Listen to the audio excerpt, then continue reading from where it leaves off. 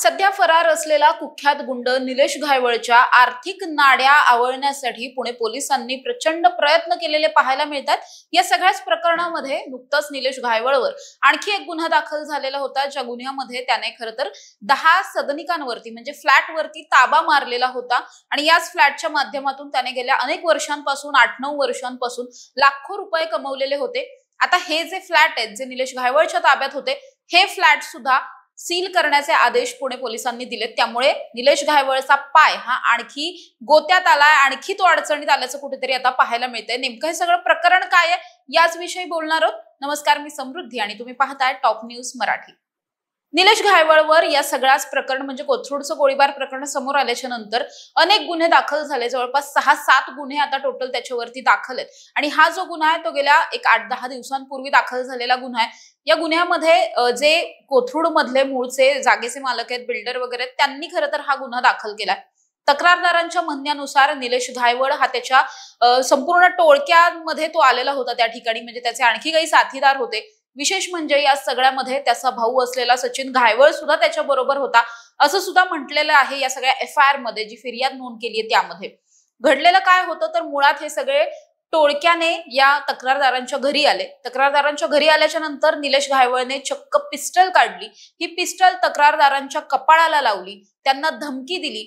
धमकी देत त्यांच्या मालकीच्या असलेल्या या 10 फ्लॅटवर ताबा मारला आणि गेल्या 2018 पासून ते 2025, 24, 25 पर्यंतच्या या इतक्या 8-9 वर्षांमध्ये याच ताबा मारलेल्या ठिकाणी भाडेकरू ठेवण्यात आले आणि या 10 फ्लॅटच्या माध्यमातून लाखोंचं भाडं जे ते गेल्या अनेक वर्षांपासून उकळलं गेलं होतं। अर्थात हे भाडं कुणाला मिळत होतं तर निलेश घायवळला मिळत होतं। त्यामुळे केवळ या 10 सदनिकांमधून 10 फ्लॅटमधून निलेश घायवळने प्रचंड पैसा कमवला। गेल्या अनेक वर्षांपासून हे सगळं चालू होतं। मात्र तक्रारदार जे आहेत ते अर्थातच निलेश घायवळचा आधीचा सगळा गुन्हेगारी रेकॉर्ड जो काही बघता तक्रारदार स्वतः घाबरलेले होते, त्यामुळे त्यांनी या प्रकरणामध्ये पुढे येऊन तक्रार दाखल केली नाही। मात्र जेव्हा निलेश घायवळचं हे सगळं प्रकरण समोर आलं, निलेश घायवळ हा गोत्यात येतोय किंवा निलेश घायवळच्या विरोधात इतके सगळे गुन्हे दाखल होत आहेत, अनेक तक्रारदार पुढे येऊन हिम्मत दाखवून कुठेतरी त्याच्या विरोधात गुन्हे नोंद करतायत, फिर्याद देतात, हे पाहिल्याच्या नंतर मग हे तक्रारदार समोर आले। याच तक्रारदारांनी कोथरूड पोलीस ठाण्यामध्ये तक्रार दाखल केली आणि त्याच्यानंतर हे सगळंच प्रकरण उघडकीस आलं। अर्थात या सगळ्यामध्ये निलेश घायवळचा भाऊ सचिन घायवळ सुद्धा सह आरोपी आहे आणि तो सोडून एकूण 10 ते 12 आरोपी या संपूर्ण प्रकरणामध्ये असलेले पाहायला मिळतात।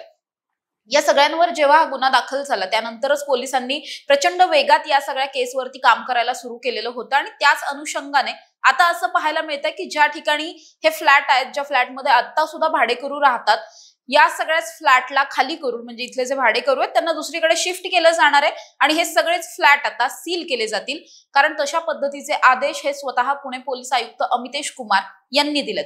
त्यामुळे त्यांनी आदेश दिल्याच्या नंतर आता या सगळ्या प्रकरणातली प्रक्रिया जी आहे ती सुरू झालेली पाहायला मिळते। त्यामुळे ज्या 10 फ्लॅट मधून निलेश घायवळला लाखोंचं उत्पन्न येत होतं ते उत्पन्न सुद्धा आता अर्थातच बंद होणार आहे। थेटपणे हे पैसे निलेश घायवळ घेत होता किंवा त्याच्या गँगच्या माध्यमातून हे सगळे पैसे उकळले जात होते, पण कोण पैसे घेता यापेक्षा महत्वाचं हे होतं की हे सगळे पैसे थेटपणे निलेश घायवळ गँगकडे आणि निलेश घायवळकडे जात होते।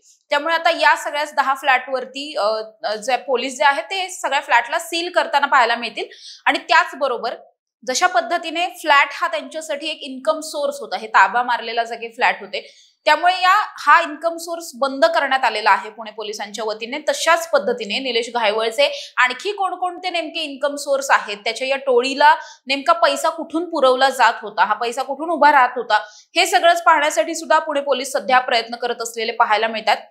त्या सगळ्याच्याच अनुषंगाने निलेश घायवळची जी 10 बँक खाती आहेत म्हणजे त्याची आणि त्याच्या कुटुंबाची, ही सगळी 10 पेक्षा जास्त बँक अकाउंट आहेत, ही सगळी बँक अकाउंट सुद्धा आता सील करण्यात आली आहेत। यामधले पैसे घायवळ कुटुंबियांपैकी कुणीही काढू शकत नाही। त्यामुळे निलेश घायवळला भारतात परत आणायचं असेल किंवा त्याचं कुटुंब सुद्धा असं म्हटलं जात आहे की ते भारतात आलेले आहेत, म्हणजे त्याची पत्नी आणि त्याचा एक मुलगा हा भारतात आलेला आहे, दुसरा जो मोठा मुलगा आहे तो अजूनही परदेशात आहे, जो परदेशात खरं तर शिक्षण घेतो तो अजूनही तिथंच आहे। मात्र त्याचे इतर कुटुंबीय भारतात परतलेत, मात्र भारतात परतल्याच्या नंतर ते अजूनही गायब असलेले दिसतात। अजूनही निलेश घायवळच्या पत्नीपर्यंत, त्याच्या मुलापर्यंत ते नेमके कुठे आहेत हे सुद्धा पुणे पोलिसांना ठाऊक नाहीये, तिथपर्यंत पुणे पोलीस पोहोचू शकत नाहीयेत। त्यामुळेच जेव्हा या गँगच्या आर्थिक नाड्या आवळल्या जातील तेव्हा मग ही गँग अडचणीत येईल आणि अर्थातच जसे जसे पैसे संपत येतील तसतसे हे बाहेर सुद्धा येतील, समोर सुद्धा येतील. म्हणजे जो निलेश घायवळ सध्या परदेशात आहे तिथे सुद्धा त्याला राहण्यासाठी पैसा लागत असणार आहे. त्यामुळे आर्थिक नाड्या आवळणं हे कुठली गँग संपवण्यासाठीचं पहिलं पाऊल सध्या पोलिसांचं असलेलं पाहायला मिळतंय. अगदी अशाच पद्धतीने आंदेकर टोळीच्या प्रकरणामध्येही पुणे पोलिसांनी केलेलं होतं की त्यांचे इन्कम सोर्स जे काही आहेत ते इन्कम सोर्सवरती पहिला घाला घालण्यात आलेला होता.